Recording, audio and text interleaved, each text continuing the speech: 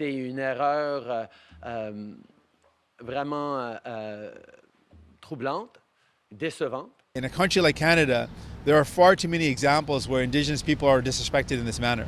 I'm thankful for Canadians that were on board that tried to help in a good way. And Bon vendredi tout le monde, bienvenue au Vidéojournal. Je vous parle aujourd'hui d'une histoire qui fait réagir de plus en plus sur les médias sociaux et dans la sphère politique canadienne.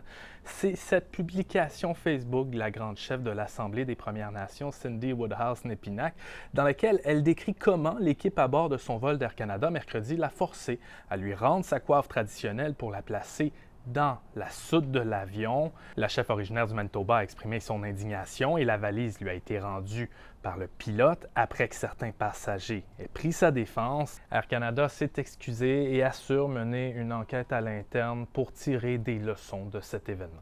Mais pour Cindy Woodhouse-Nepinac, il s'agit d'un point tournant qui démontre à quel point les compagnies aériennes se doivent de développer des façons de mieux respecter les peuples autochtones, leur culture et leurs objets sacrés. they also need to develop a protocol for First Nations.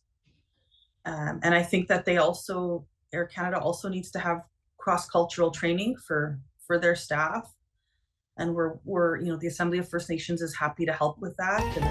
Dans le monde de la francophonie manitobaine, maintenant, le Théâtre Cercle Molière a dévoilé hier son nouveau logo qu'il utilisera pour célébrer son 100e anniversaire l'année prochaine. C'est une image conçue par Ariel Morier-Roy et Sol Desharnais qu'on écoute la décrire. Il y a beaucoup de symbolisme derrière ce cercle. Ça inspire un peu le côté artistique du théâtre, l'idée de l'inclusion, l'idée aussi du mouvement. Le rouge, pour moi, c'était symbolique aussi de la localité. On est dans le bassin de la vallée de la Rivière-Rouge.